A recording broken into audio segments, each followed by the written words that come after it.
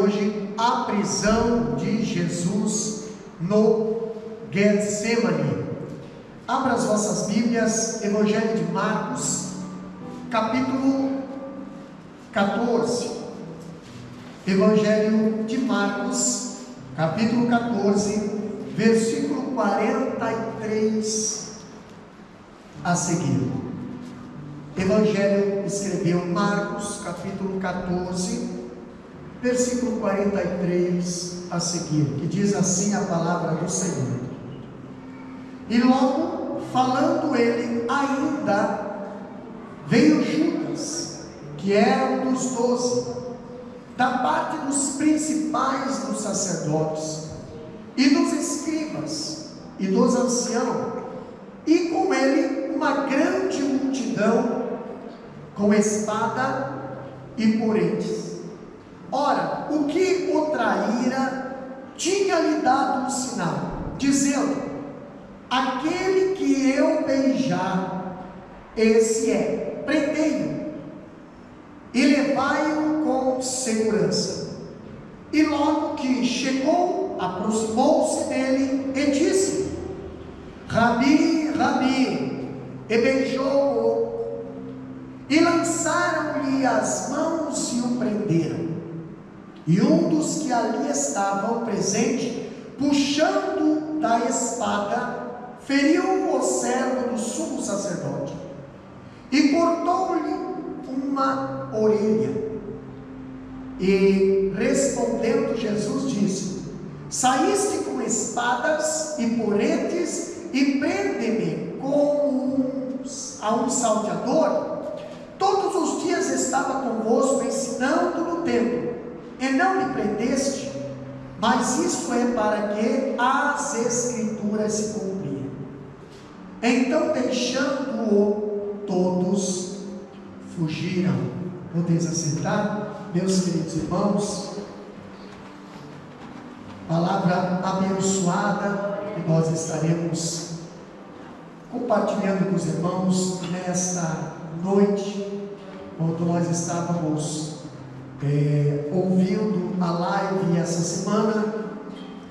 Já vemos ali alguns pontos interessantes que foi falado ali, e hoje nós queremos aqui falar sobre a prisão de Jesus no Getsemane, ou Getsemane, como melhor vocês possam entender, mas no grego é Getsemane.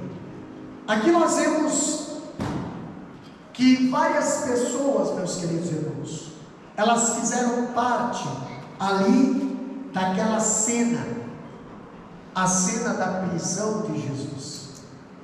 Não foi só Judas, várias pessoas fizeram parte desta cena ali no Getsemane. E nós queremos analisar aqui, personagem por personagem. Eu gostaria que os irmãos acompanhassem na sua Bíblia. Primeira personagem é a principal, o próprio Jesus.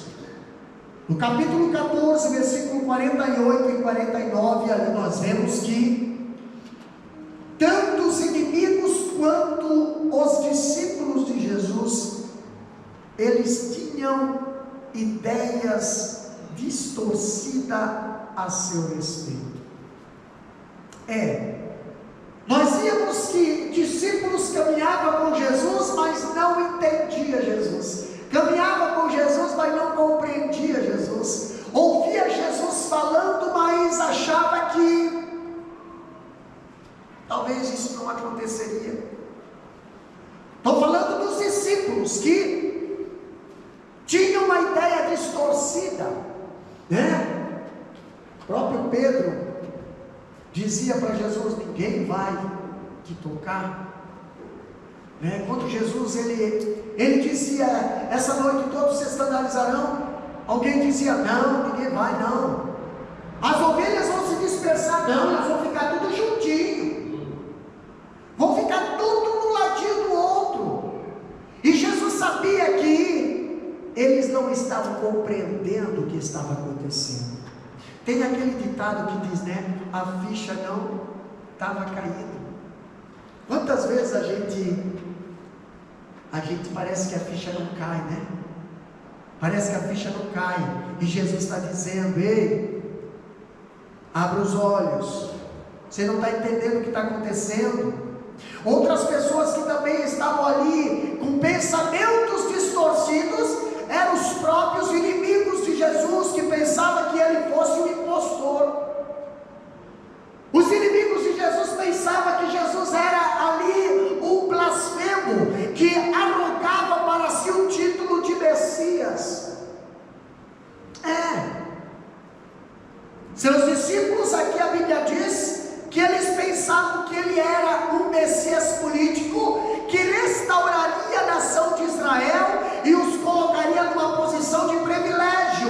Mas quando viram Jesus, o rei, o suposto rei, que se intitulava rei, entrando não montado num cavalo, mas montado num jumentinho, eles se frustraram, porque esse rei não é de guerra não, esse rei é de paz.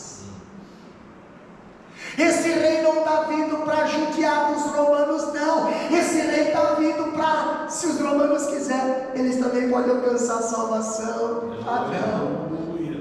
Você já pensou que muitas das vezes os nossos inimigos podem ser salvos e a gente pensa a mesma coisa? Se ele vir, eu saio. Se ele se converter, eu desvio. Então muitas das vezes tem pessoas que acabam tendo uma interpretação diferente de Jesus. Jesus veio para pregar a paz, mas que paz? Jesus falou, a minha paz vos dou, mas não é a paz que o mundo dá, que o mundo é interesseiro. O mundo, ele cobra o preço. A Bíblia fala que o salário do pecado é a morte, mas o dom gratuito de Deus é a vida eterna. O que é dom? Dom é algo dado. Quando Jesus dá, ele não tira, ele não toma de volta. Pastor, mas quanta coisa eu recebi e não está mais comigo. Mas aí não foi Deus que tirou, foi você que permitiu Satanás roubar de você. Perdemos as coisas pelo caminho, não porque Deus tira, mas deixamos Satanás ele arrancar, né? Agora eu vejo que Jesus, ele mostrou aquela turma, né? Também mostrou tanto aos discípulos que nada estava acontecendo por improviso, não. Todas as coisas que estavam acontecendo estava ajeitado no céu. Nada pegou Jesus de surpresa.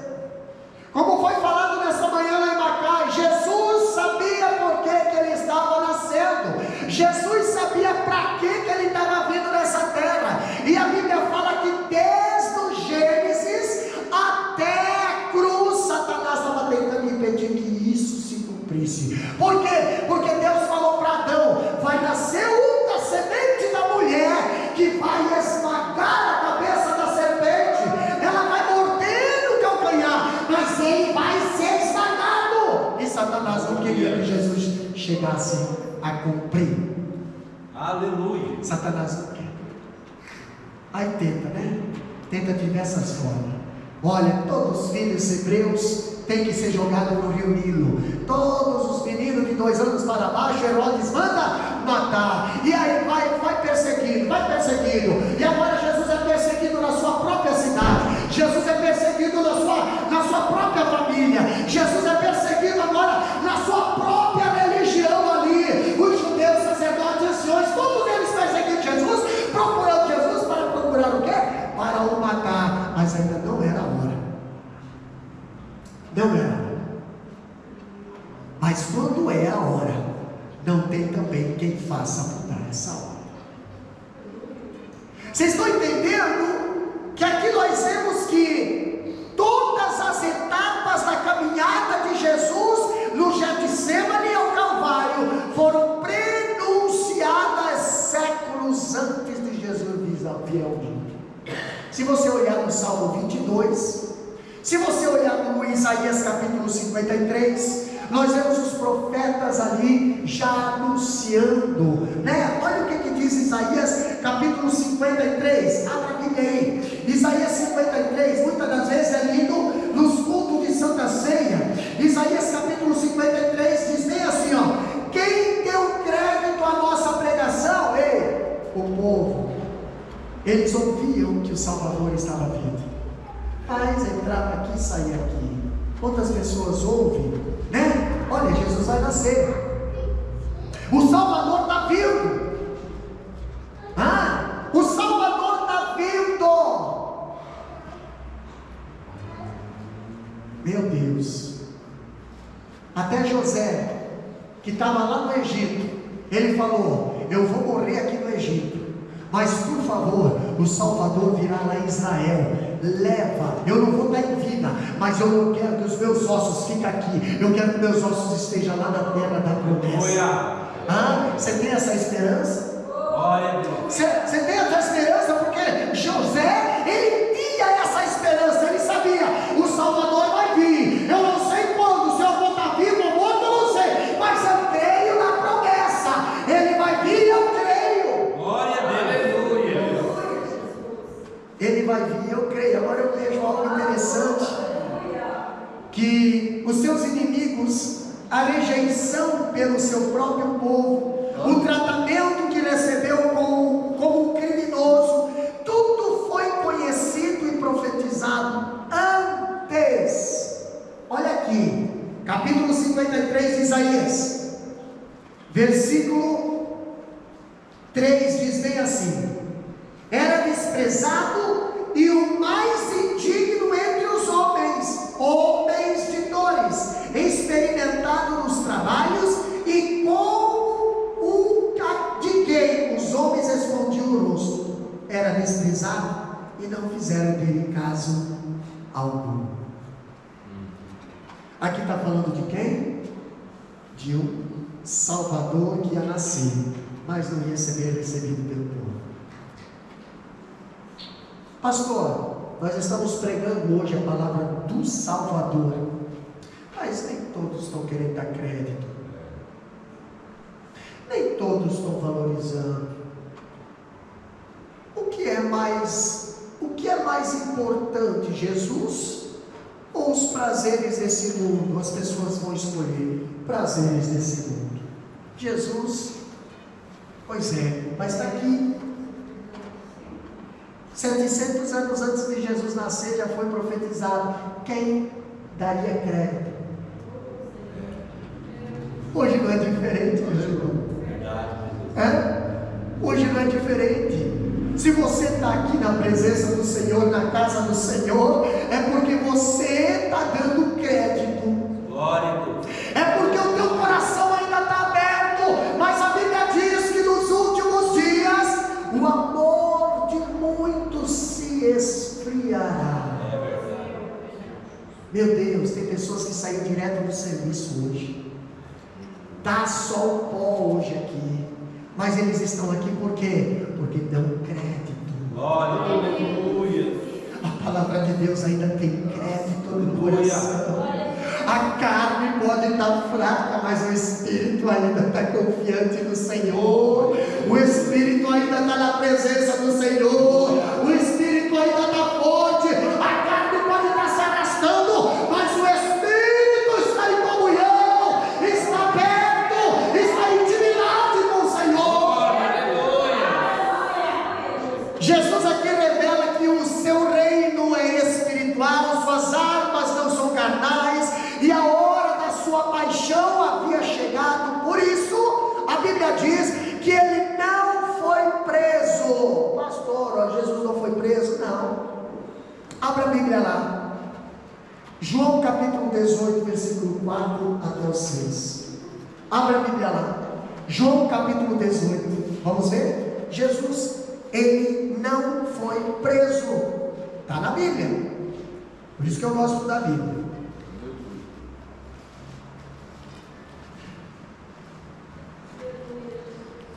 Sabendo, pois, Jesus todas as coisas que sobre ele havia de vir, adiantou-se e disse-lhes: A quem buscas? Responderam-lhe: A Jesus, o Nazareno. Disse-lhe Jesus: Sou eu. E Judas, que o traía, estava também com eles. Quando, pois, lhes disse: Sou eu, recuaram e caíram por terra. Olha só. Jesus não fugiu. Jesus não se intimidou. Jesus sabia que ia ser preso. Jesus sabia que ia ser judiado, maltratado. Jesus sabia que ele ia ser traído. E quando o traidor chegou, Jesus facilitou para os inimigos. Vocês estão querendo o quê? Jesus, sou eu.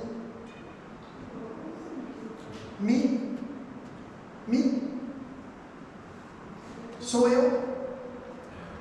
Deixa eles. Olha só o amor de Jesus pelos seus discípulos. Eu já disse que sou eu. Deixa eles. Olha Jesus assumindo a frente da batalha. Eu já disse que sou eu. Não mexa com eles, o problema é comigo. Não toca neles, não prendam eles. É eu. É eu. Pastor, aqui nós vemos uma segunda personagem. E é interessante essa segunda personagem aqui. Eu não gosto muito de falar, mas é necessário falar dessa personagem.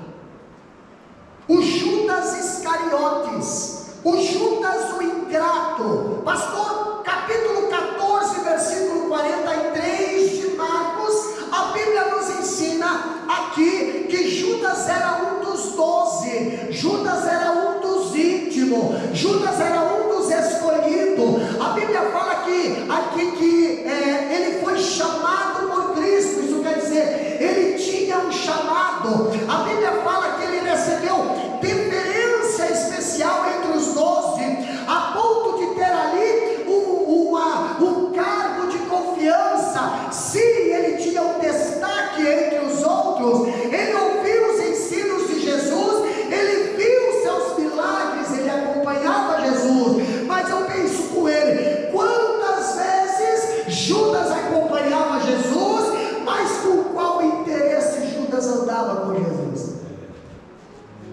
Com qual interesse Judas andava com Jesus? Olha o que a Bíblia nos ensina.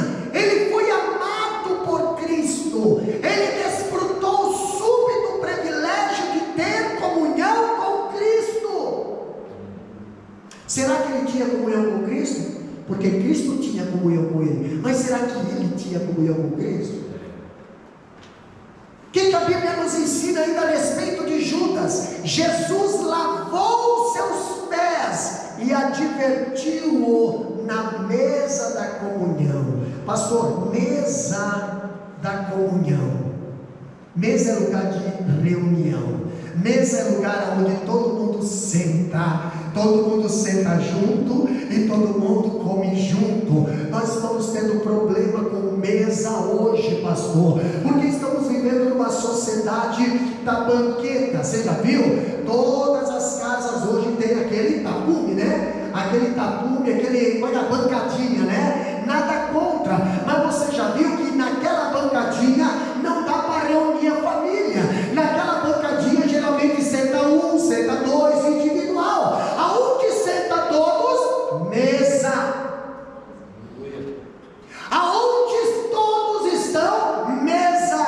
É na mesa, pastor, aonde o Senhor prepara uma mesa perante mim, na presença dos meus inimigos. Por que mesa? Porque mesa é lugar de completude. Mesa sempre vai ter lugar para mais alguém. Tu pode ter certeza. Se não, a mesa está cheia, pode encostar mais uma mesa aqui, ó. Há lugar para mais um. A mesa está cheia, pode esticar a mesa, pode esticar a comunhão, pode esticar aí. Vai indo, aí dá lugar, vai indo. Quando nós chegar no céu, nós não estaremos sentando individual, não. A Bíblia diz que a ceia do Senhor será numa mesa.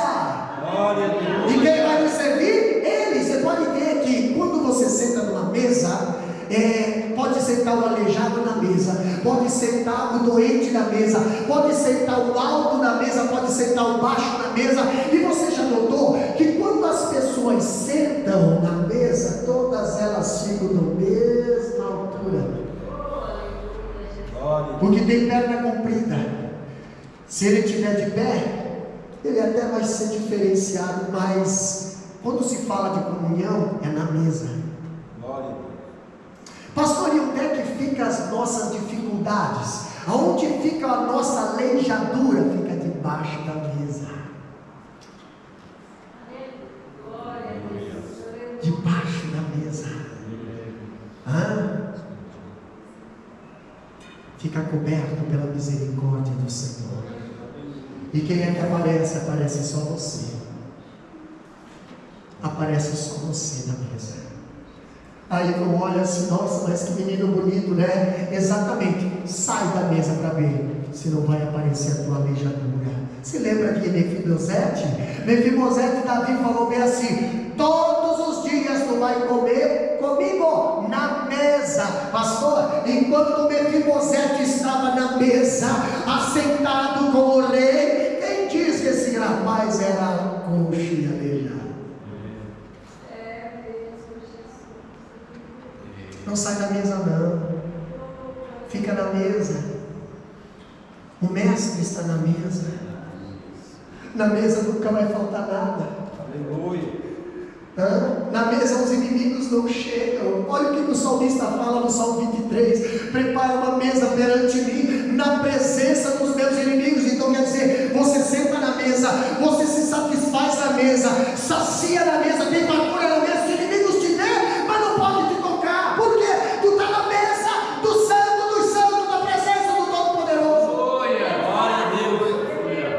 Mesa de comunhão, mesa do partir do pão, mesa de Deus. Aqui o Judas, ele estava na mesa com os discípulos, a mesa da comunhão. Porém, Judas, dominado pelo pecado da avareza, abriu seu coração para o diabo entrar na sua vida. E agora ele da mesa, ele sai e vai lá se associar com os inimigos. Você já viu? Quem eram os inimigos de Jesus? Quem eram os inimigos de Jesus? Pastor, sumo sacerdote. Mas não era da linhagem de Arão, não. É uma tranqueira que o Império Romano colocou por causa de política. Entendeu? Por causa de, sei lá, acordos, né? Por vantagens, privilégios, não é por nada que na porta do templo, se você olhar em João capítulo 2, 3, você vai ver ali que na porta do templo, João capítulo 11, 12, se não me foge a memória, na porta do templo, Jesus estava vendo ali os campistas negociando, os campistas se aproveitando, os campistas ali se aproveitando dos fiéis que estavam vindo com intenção boa, mas estavam sendo traídos. Era esses camarada que Judas, ele saiu da mesa da comunhão, saiu da mesa onde estava Cristo e os íntimos de Cristo, não era o perfeito, mas estava próximo de Cristo. Mas ele sai dessa mesa aqui e vai se aliar numa outra mesa. Ele vai sentar na mesa dos inimigos de Jesus. Ele vai conversar, vai negociar, ele vai tentar tirar vantagem, ele vai tentar ver no que ele pode sair ganhando. Por quê? Porque na mesa de Cristo existe santidade e humildade, na mesa de Cristo existe comunhão, perdão, na mesa de Cristo existe identificação. E eu quero vantagem, mas eu não quero renúncia. Então eu vou lá na outra mesa é mais fácil, a outra mesa é melhor, a outra mesa olha, o que é que eu posso ganhar? Que vantagem eu ganho? Irmão, quantas pessoas hoje que até têm ministério, mas eles querem ganhar vantagem, só isso. Eles querem tirar vantagem. É o filho pródigo querendo voltar para casa, mas não querendo mais ser considerado como filho, ele quer ser como jornaleiro. Por quê? Porque jornaleiro vai ganhar. Empregado ganha. Você faz e você recebe. E o filho não. O filho, ele tem parte na herança. Tudo que é do pai é do filho. Mas o filho, ele não quer, ele quer as coisas agora. Entendeu? Então o pai não precisa me comparar mais como filho, me trata como um jornaleiro. Tem gente que não quer mais ser tratado como filho, quer ser jornaleiro. Se vai pregar, tem que cobrar. Se vai cantar, tem que cobrar. Se vai orar, tem que cobrar. Se vai fazer alguma coisa, tem que cobrar. Qualquer coisa tem que tirar vantagem. Esse galardão você já está recebendo aqui, lá não vai receber nada, porque você já está cobrando tudo aqui. Você já pensou nisso aí? Não quer mais ser filho, mas quer ser jornaleiro. E hoje nós estamos vivendo um cristianismo, meus queridos, estamos no culto de ensino. Hoje nós estamos vivendo um cristianismo de jornaleiro na face da terra. Jornaleiros e mercenários hoje, que se não tirar vantagem, eles não saem de casa. Se não tiver vantagem, eles não fazem nada.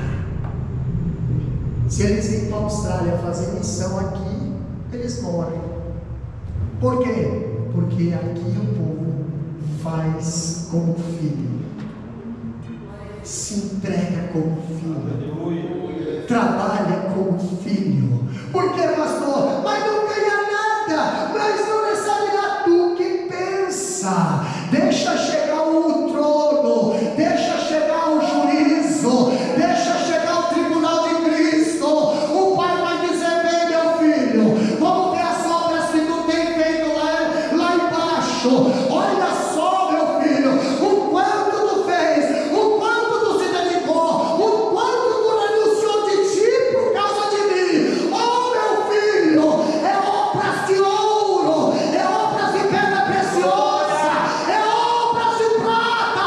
Vai passar pelo fogo e vai sobreviver. Galardão lá em cima, não aqui embaixo. Não espera que você vai receber galardão aqui nessa terra. Nessa terra você não é visto. Nessa terra, se Deus te exaltar, tu pode ter certeza, Satanás vai se enfurecer. Por quê? Porque quem somos nós na fila do pão, como diz o outro, né? Da onde nós viemos, meu irmão? Charco de lodo. Da onde nós viemos? Rapaz, eu te conto, mas se nós for sentar aqui e ouvir o testemunho de cada um, você vai ver. Deus fez milagre. Minha esposa não contou, né? Mas quando nós saímos hoje, um cara me freia na frente, não sei o que deu lá na mulher lá. Ela freou de vez na frente, quase que a gente, né? Quase. Eu não sei, eu acho que Deus fez assim no carro, tirou. Porque quando tu pisa nesse freio, esse freio parece que não freia, mas é o ABS, né? Que ele não faz o pneu, né? Parece que o cara ainda vai andar, mas o carro, ele fez isso aqui, ó. O cara fez isso aqui, mas é óbvio, depois do culto abençoado que nós tivemos ali, entendeu? É óbvio que Satanás vai tentar tirar a tua graça, vai tentar te, né? Vai tentar, mas não tem problema. Não tem problema. Não somos diferentes.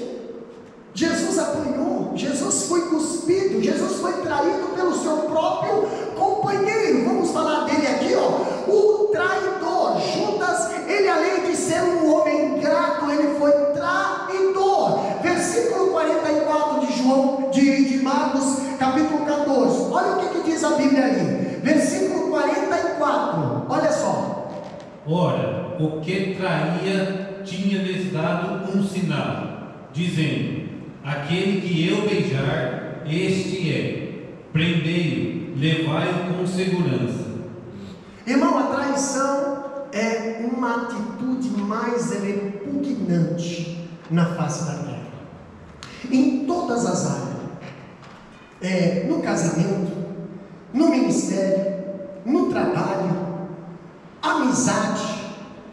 Onde há traição, parece que acaba nossa, não sei, uma pessoa que é traída, ela se sente tão decepcionada, ela fica tão frustrada. Por quê? Porque ela tem uma expectativa daquela pessoa, e agora aquela pessoa acaba frustrando essas expectativas.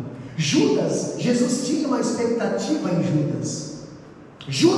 Jesus investiu em Judas. Jesus, ele amava Judas não era diferente de ninguém. Judas era tratado como todos. O problema é que o traidor é alguém que aparenta ser inofensivo.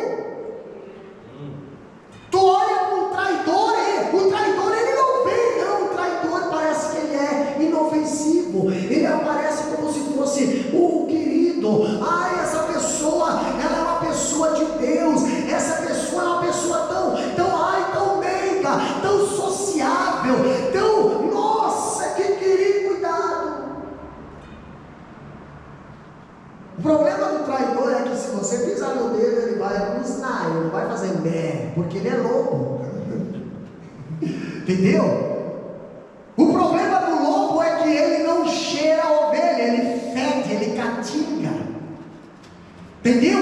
Ele catinga sangue que muitas das vezes feriu uma outra, né? E aqui nós vemos o Judas, ele é um lobo em pele de ovelha. Ele estava se comportando na mesa da comunhão, junto com os discípulos, participava da comunhão, participava da ceia, ia com Jesus, via os milagres, mas ele era lobo. E ele traz nos lábios palavras aveludadas, mas ele traz no coração carregado de setas venenosas. Papo.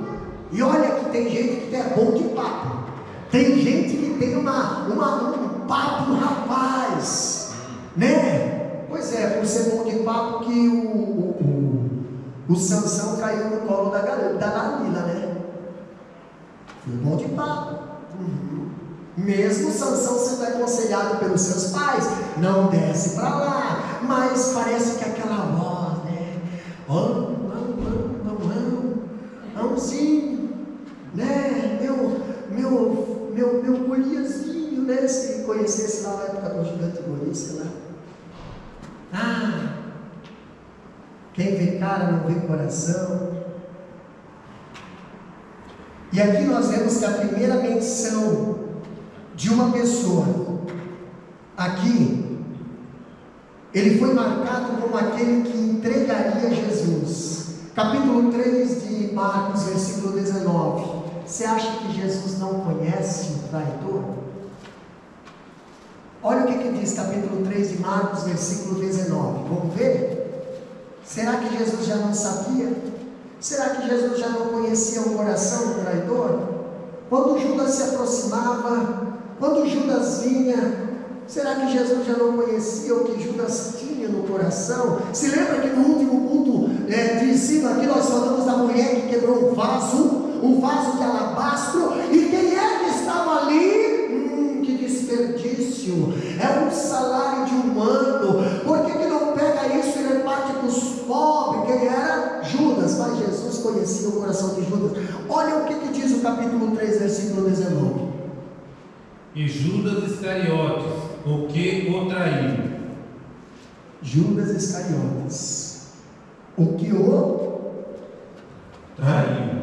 Traiu ou iria trair? 3 e 19. Olha aqui, 3 e 19. E Judas Iscariote, o que o traiu. Não, peraí. A partir do versículo 13 é a eleição dos 12, não é? Confere aí na sua Bíblia. É a eleição dos 12? Então, quando Jesus chamou Judas, Jesus já sabia, esse camarada aqui. Mas por que Jesus chamou Judas? Por que Jesus chamou Judas se sabia que ele ia trair? Por que será? Porque todos têm oportunidade. Jesus ama até o pecador. poucos aproveitam. Muitos são chamados, poucos escolhidos. A porta está aberta para todos, mas nem todos entram pela porta. Está aqui o resultado.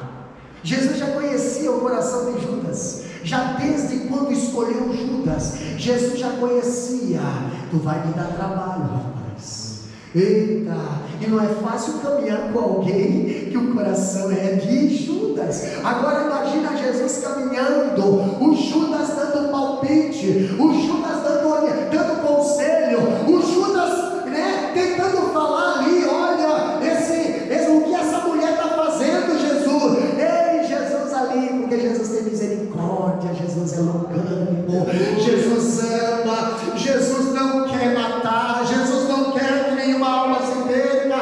Jesus vai ali, Jesus vai ali ao Judas, enquanto isso é só intenção. Eu ainda tenho uma oportunidade, eu ainda tenho chance de te resgatar. Mas chegou o momento que Judas abriu o coração e Satanás entrou, então não tem mais como.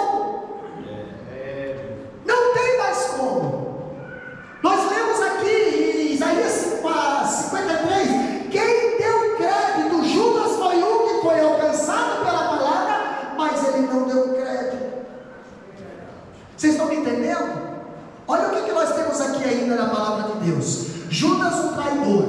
Olha aqui, ó. Na segunda referência na Bíblia, encontramos Judas de tocaia, aguardando a sua oportunidade. Agora capítulo 14, versículo 10 e 11. Agora Judas está de tocaia.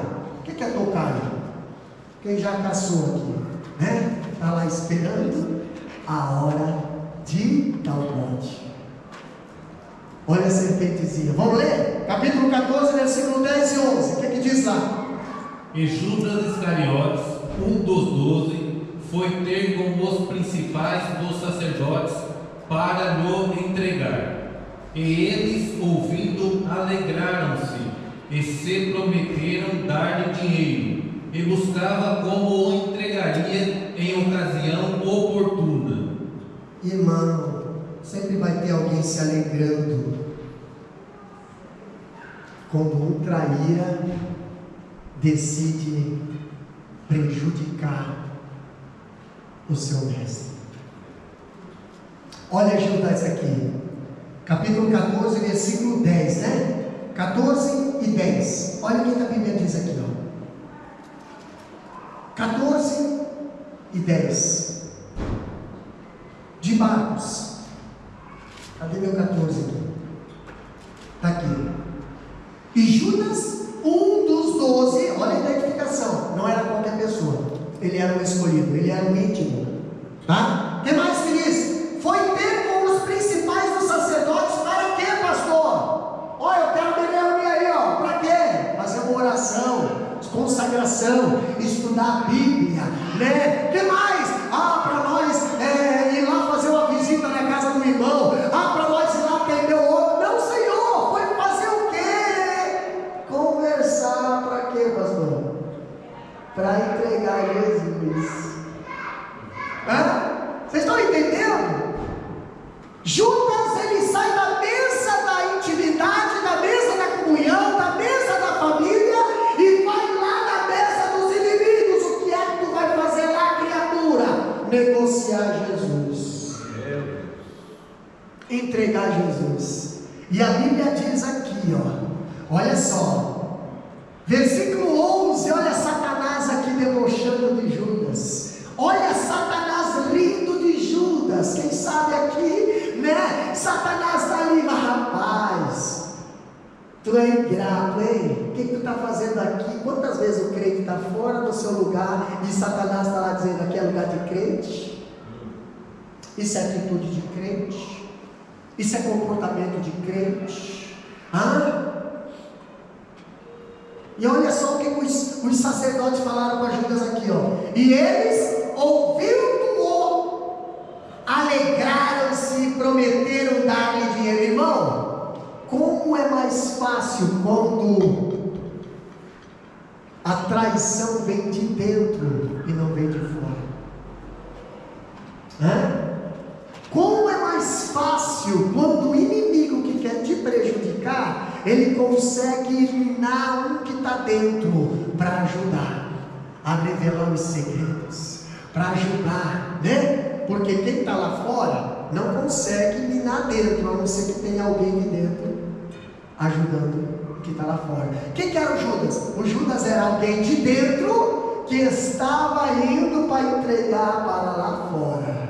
Olha, vamos negociar aí. Vamos fazer o seguinte: o que é que vocês me dão para mim entregar os que estão dentro?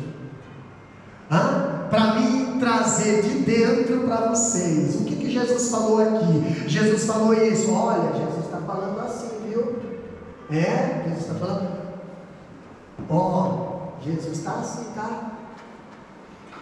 Como é difícil quando alguém começa a revelar o segredo, pegar as coisas de dentro e levar para fora. Você já viu que muitas das vezes no relacionamento de família, às vezes alguém de dentro pega algo de dentro e leva para fora. Como é difícil, como é doído. Por quê, pastor? Tem alguém que está traindo a confiança de dentro, levando para fora.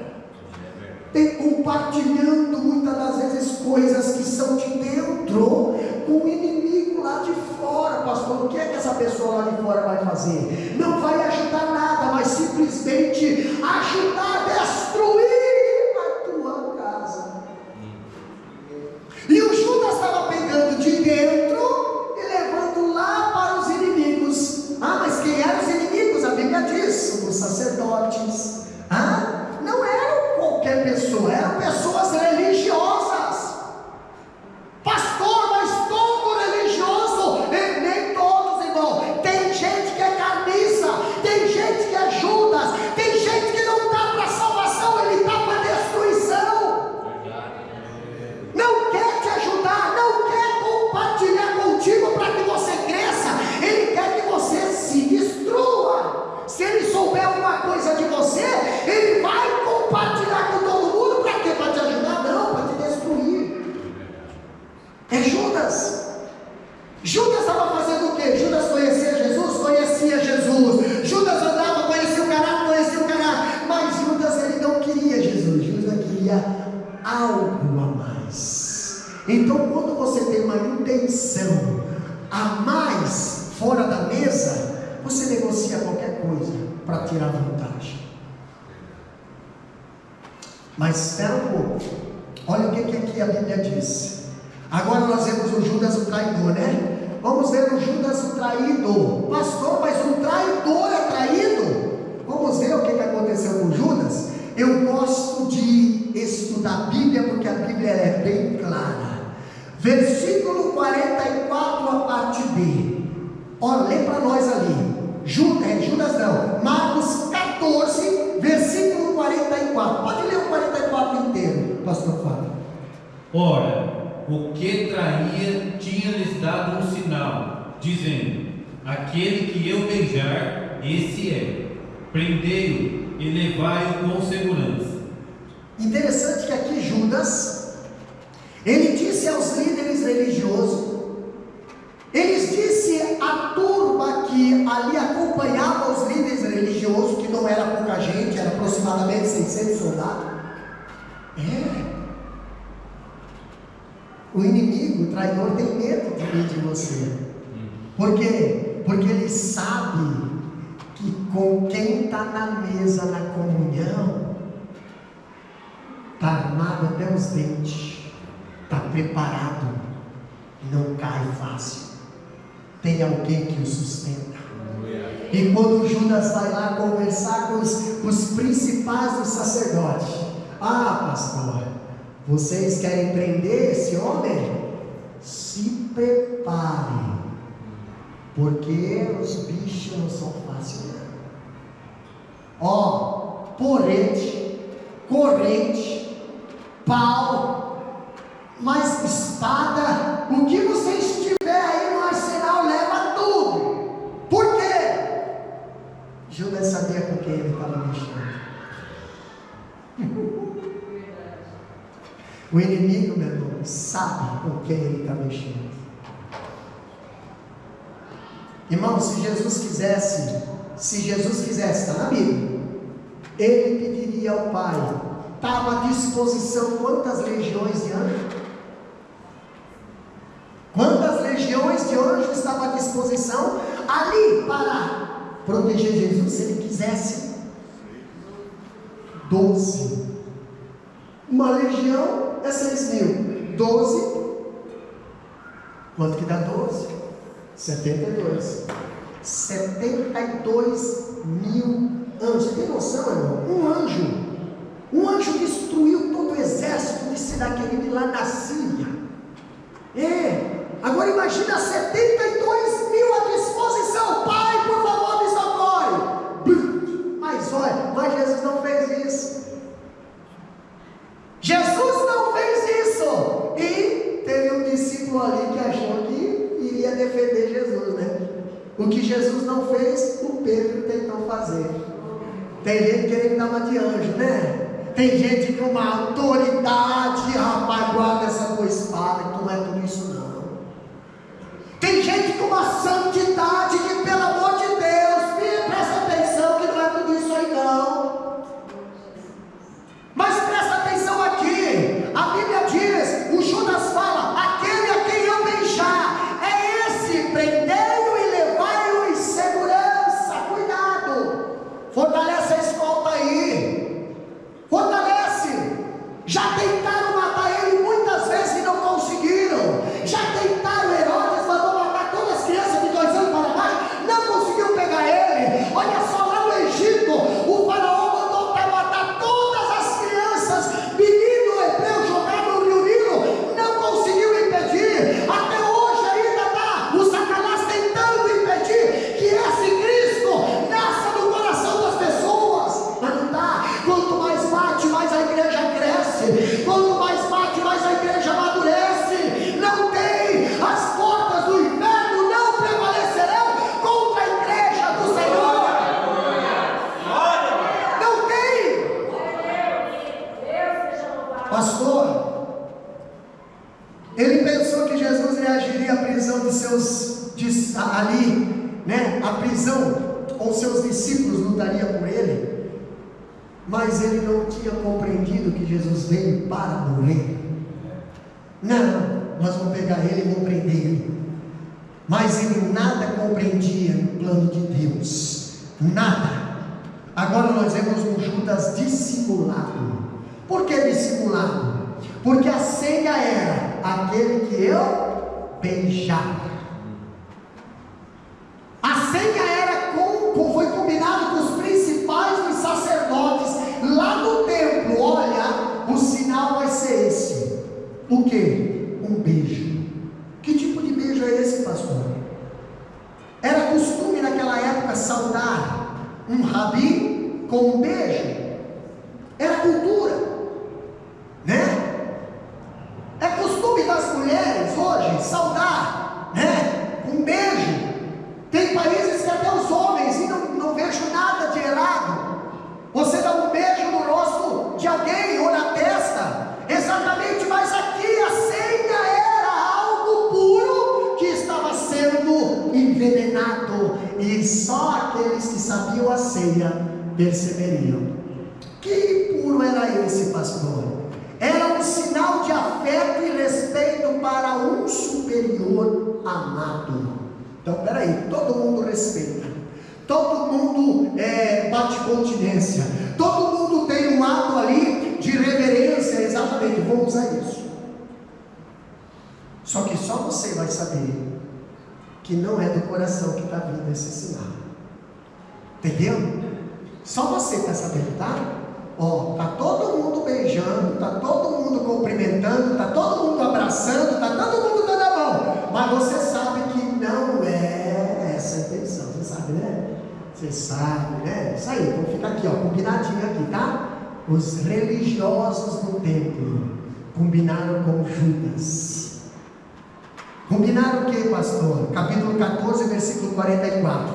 Aquele a quem eu beijar é esse. Prendei-o e levai-o com segurança.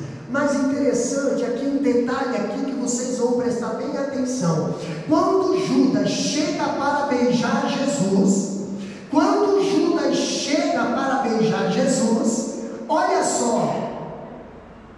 Jesus, ele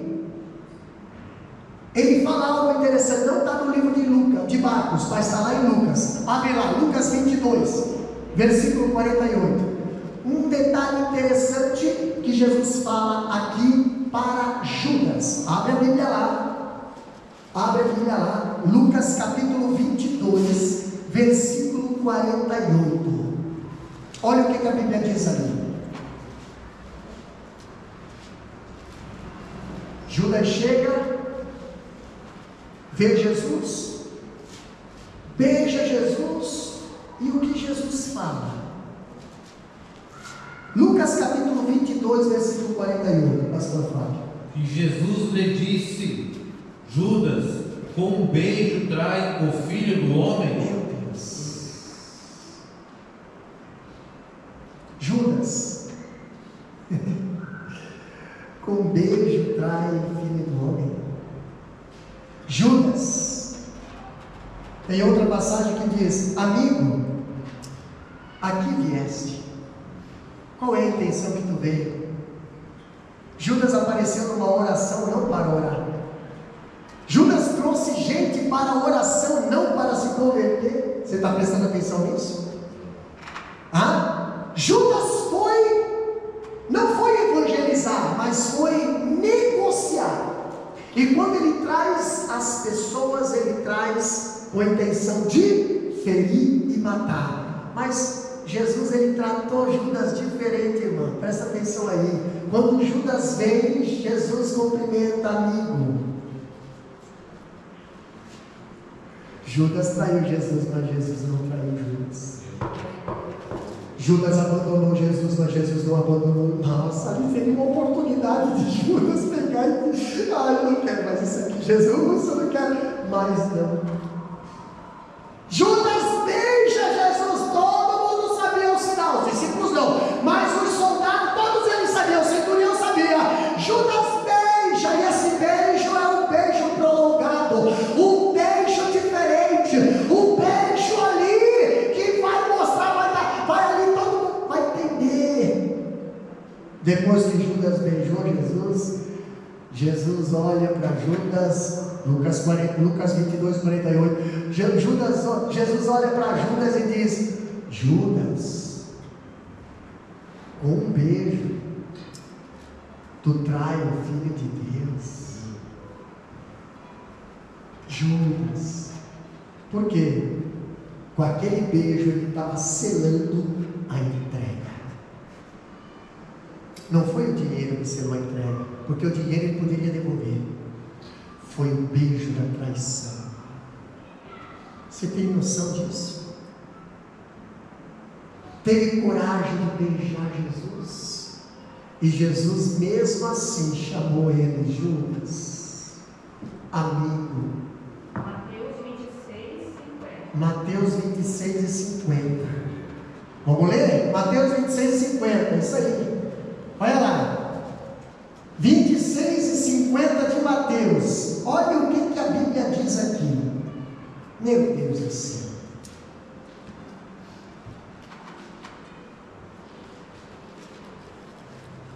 Pode ler.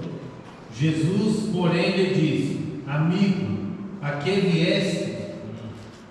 Então, aproximando-se, eles lançaram mão de Jesus e o prenderam. Exatamente, só que entre Mateus 26 e 50, parte A e a parte B, está Lucas 22 e 48. Então vamos colocar Lucas 22 e 48 no meio de Mateus 26 e 50. Olha só aqui, Mateus 22 e 50, parte A. Jesus, porém, lhe disse: Amigo, a que vieste? Aí vem o beijo de Judas, né? Aí Lucas 22 e 48. Judas, com um beijo traz o Filho de Deus. Agora vem o resto de Mateus 23 e 50, 26 e 50. E lançaram mão de Jesus e o prenderam. Judas vem, cumprimenta Jesus, Jesus chama de amigo, Judas beija Jesus, Jesus fala para ele: com um beijo tu está me traindo, e os soldados Prende Jesus, meu Deus, prende Jesus. E aqui nós precisamos observar uma coisa, meus irmãos, que na mesa da comunhão, todos os discípulos chamaram Jesus de Senhor, mas aqui, se você for prestar bem atenção, Judas não chama Jesus de Senhor, Judas chama Jesus de Mestre. Pastor, o reconhecimento que Judas tinha pelo Senhor Jesus era terrivelmente honroso. Palavras não quer dizer honra. Tem muita gente que honra, mas não é honra, é bajulação, irmãos. A honra vem com atitude. De que adianta o Judas chamar Jesus de mestre, rabi, e agir como um traidor? O próprio Jesus fala para o povo judeu: de que adianta vocês me chamar Senhor, Senhor, se vocês não obedecem o que eu digo? Se eu sou Senhor, vós sois meus discípulos. O discípulo obedece o que o Senhor está ensinando. Vocês não obedecem, mas querem me honrar com palavras. Hipócritas, vocês são como sepulcro caiado. Vocês são bonitos por fora, mas dentro estão mortos. Isso é palavra de Jesus, entendeu? Palavras de Jesus. Agora Judas não ousa novamente chamá-lo de Senhor. Na verdade, nenhum homem pode dizer que Jesus é Senhor se não tiver o Espírito Santo na sua vida. 1 Coríntios capítulo 12, versículo 3. Olha o que diz lá, 1 Coríntios 12, 3. Vamos ver? Por que Judas não chamava Jesus de Senhor? Vamos lá. Por que Judas não chamava de Senhor, só chamava de Rabi, só chamava de Mestre, só chamava de título, mas não conseguia chamar ele de Senhor? Sabe por quê? Só reconhece o senhorio de Deus quem tem o Espírito Santo na sua vida. Dá uma lida, 1 Coríntios capítulo 12, versículo 3. Portanto, vos quero fazer compreender que ninguém que fala pelo Espírito de Deus diz: Jesus é anátema, e ninguém pode dizer que Jesus é o Senhor, senão pelo Espírito Santo. Olha só,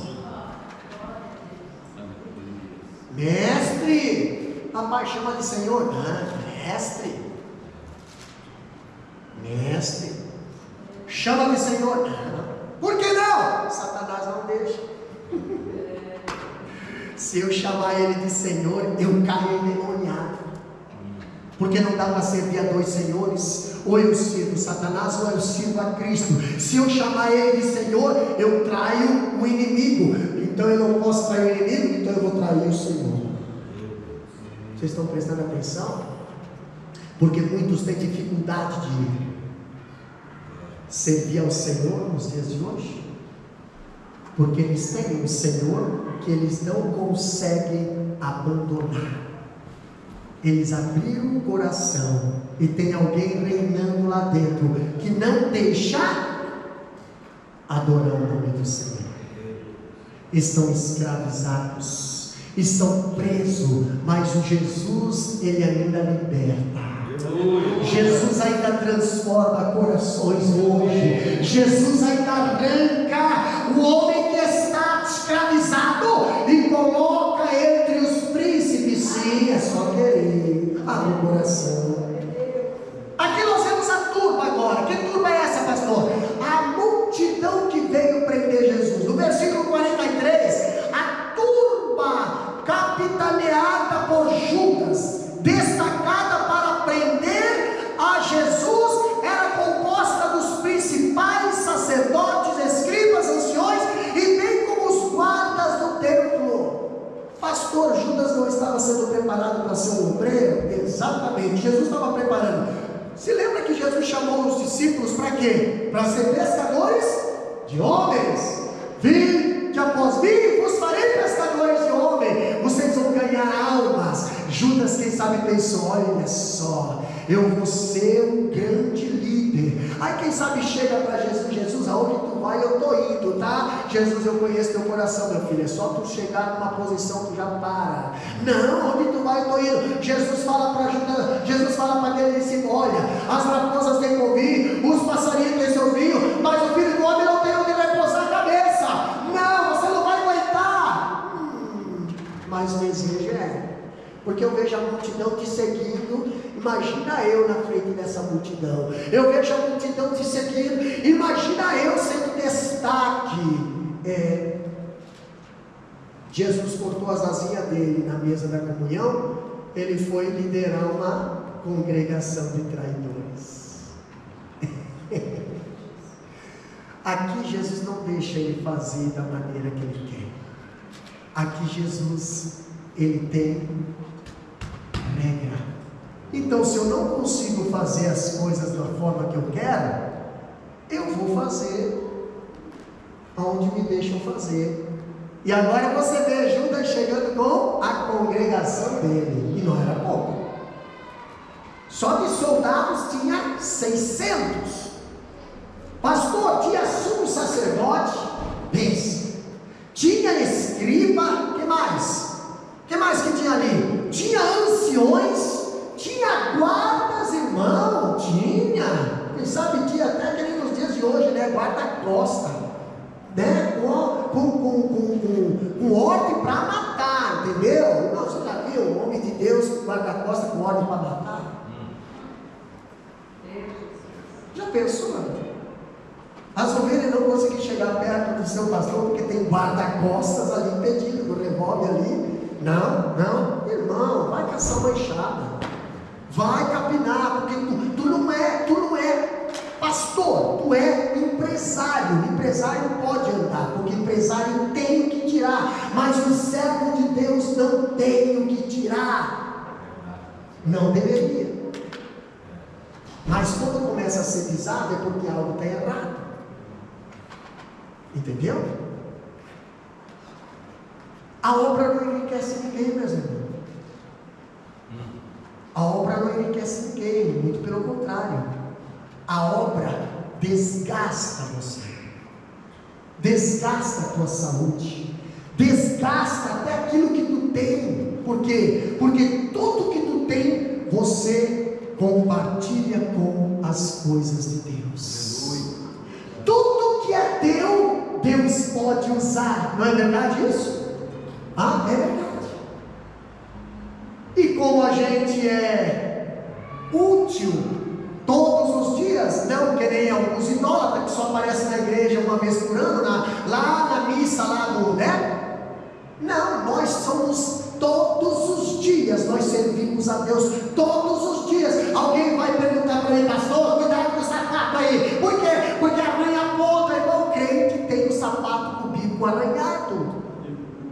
Dependente. Se o sapato ser brilhoso, nós não gasta a sola, nós gasta a ponta. Por quê? Por causa disso aqui, ó.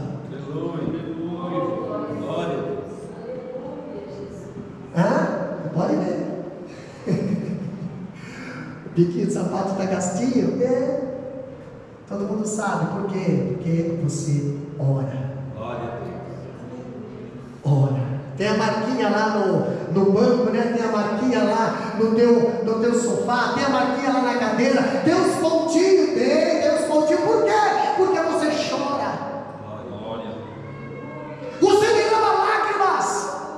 Pastor, mas nós andamos com lenço. Claro que você anda com lenço. Para quê? Para tocar paquera? Não, Senhor, para enxugar as lágrimas.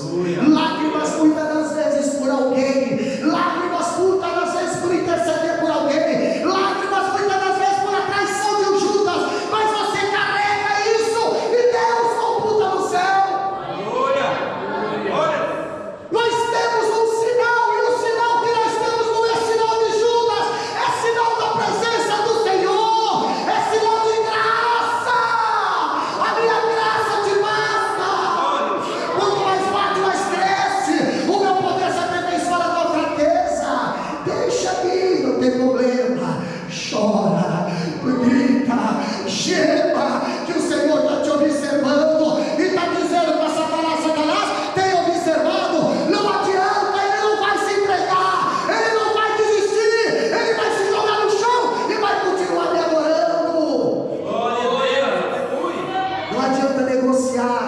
não adianta ganhar, não adianta. Tu vai vir, ele vai se entregar e a tua cara vai cair no chão e é um tacho.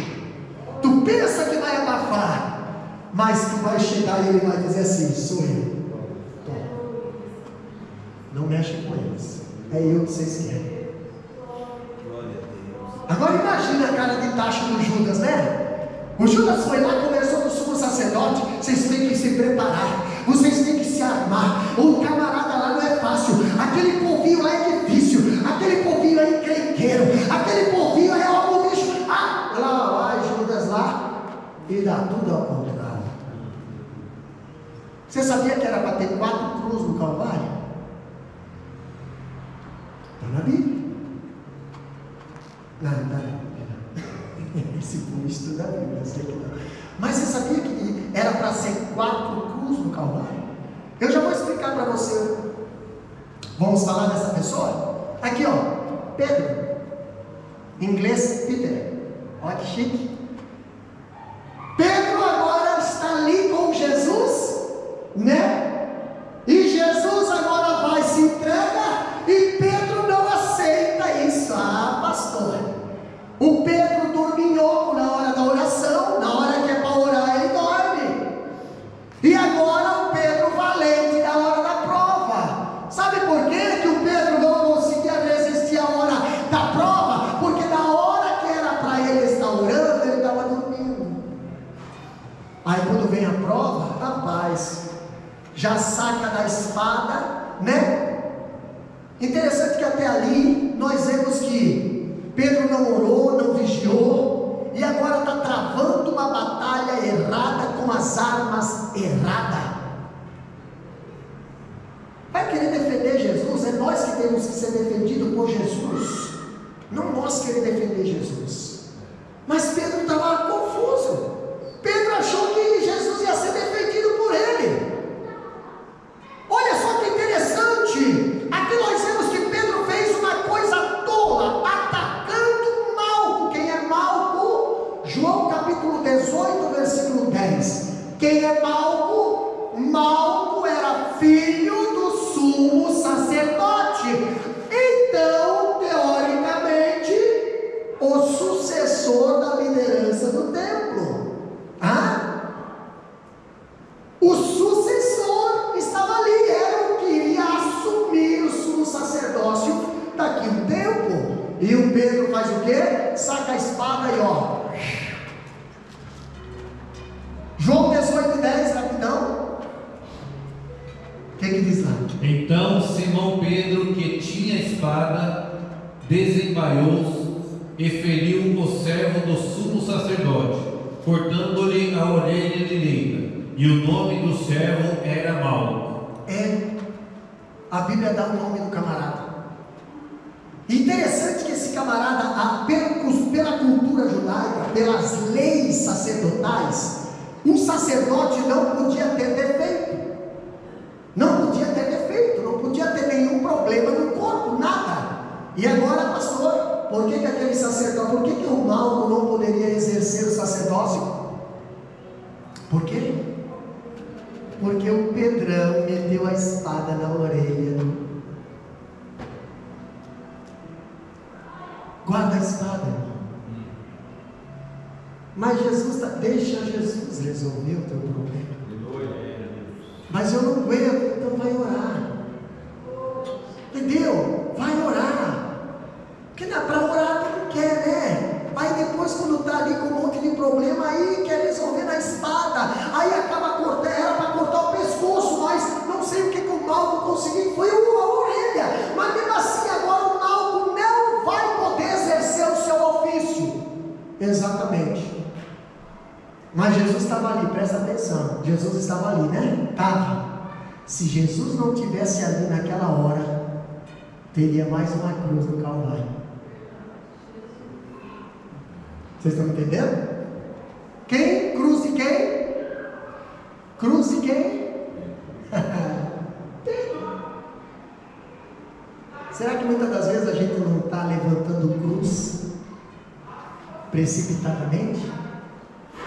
Né? Não era para nós nós estar nessa situação, não era para nós ter esse problema, mas por causa da minha afobação, por causa da minha ignorância, eu estou lá na cruz, entre quem, pastor? Entre os assassinos.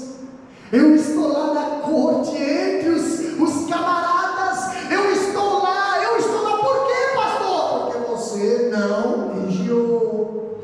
Quais são as armas que nós temos que lutar, pastor? Espada? Não. Efésios 6, meu Deus, estáis pois firmes, estando revestido com toda a armadura de Deus, para que possais lutar contra as hostes infernais, para que possa lutar contra as legiões celestiais na maldade. E eu quero dizer para você, com a espada carnal tu não vai conseguir resolver nada, mas com a armadura espiritual, o inferno bate em retirada. Por quê? Porque você guerreia e vence. Você guerreia e vence. Guarda a espada, Pedro. Pedro, ele usou a arma errada, no tempo errado, para o propósito errado, com a motivação errada. Mas nós temos armas para usar. Mas a nossa guerra, a Bíblia diz que não é carnal, é espiritual. Entre eu e você tem um Satanás que cria uma situação. Para quê, pastor? Para eu atingir, mas não é ele, é o que está entre eu e ele. Mas como eu vou entender, pastor?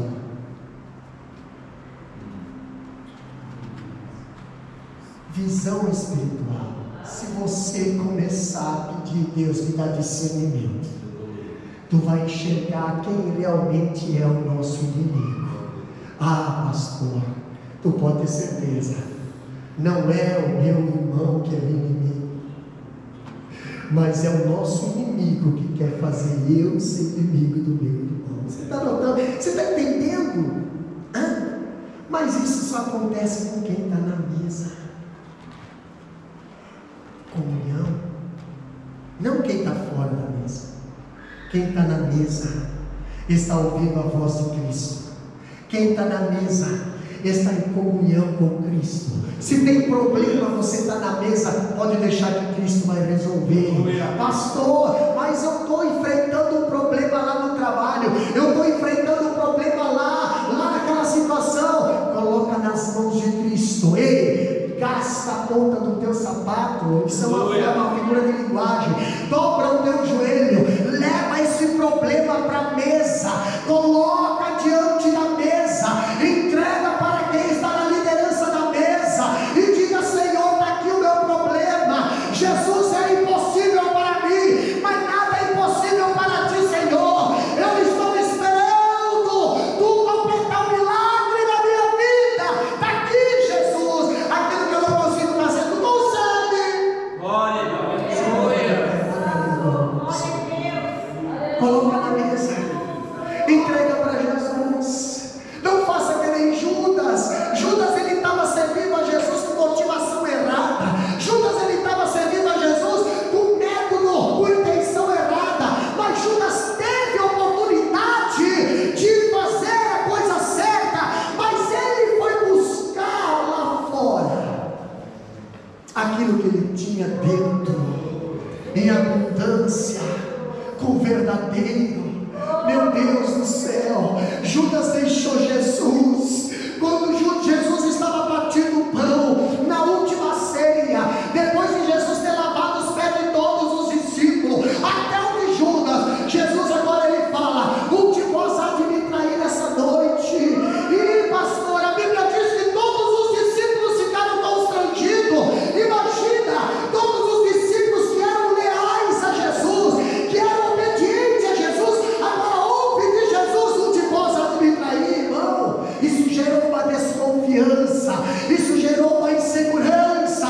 Os discípulos começaram a perguntar: será que sou eu? Será que sou eu? Será que sou eu? Mas uma hora veio Judas e falou para Jesus bem assim: Rabi, olha, mestre, não chama de Senhor não, sou eu por algum acaso? Jesus fala: tu dizes. Antes, melhor que não deveria ter nascido. E a Bíblia diz que Judas deixou Satanás entrar no seu coração. Ficou possesso na mesa da comunhão. Ficou possesso na mesa da comunhão. E agora Jesus fala não mais para Judas, Jesus fala para quem está no coração de Judas: o que tens de fazer, faça e não demore. Sabe por quê? Porque a hora estava chegando e não podia se atrasar. Judas, tu não vai atrapalhar o plano de Deus. Eu vou ser entregado, e se não for por causa de você, eu estarei me entregando. Judas não negociou, mas isso aí não é nada não. Já estava traçado antes da fundação do mundo que o Filho de Deus seria entregue para ser imolado, para salvar a humanidade. E Judas pega, sai e vai tentar devolver o dinheiro. Não adianta, agora já beijou, agora já traiu. Judas não permaneceu na mesa. Judas foi se colocar. Mas eu quero convidar você, que é participante da mesa, permaneça na mesa. Não negocie o teu Jesus. Não abra mão do teu Jesus. Não, mesmo que venha religiosos querer que você negocie, não negocie o teu Jesus. Permaneça na mesa. Permaneça diante de Jesus. Não troca o teu Jesus por nada, não. Pastor, mas como você não troca a tua comunhão, não troca a tua intimidade, não troca a tua santidade, não troca a palavra da verdade, não faça aquele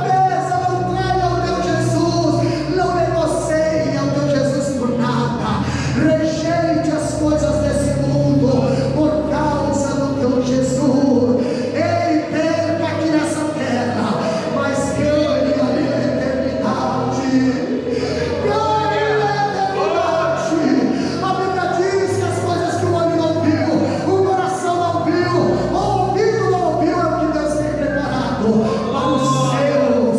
Aqueles que permanecem na mesa serão surpreendidos com as coisas celestiais daquele dia. Não saia. Oh Pai, muito obrigado, Senhor. Muito obrigado pela comunhão, pelo amor. Muito obrigado, Senhor, pelo socorro bem presente na hora da angústia. Muito obrigado pela tua presença, Senhor. Muito obrigado, Senhor, pelo teu carinho. Muito obrigado, Pai, no nome de Jesus Cristo. Amém, Senhor.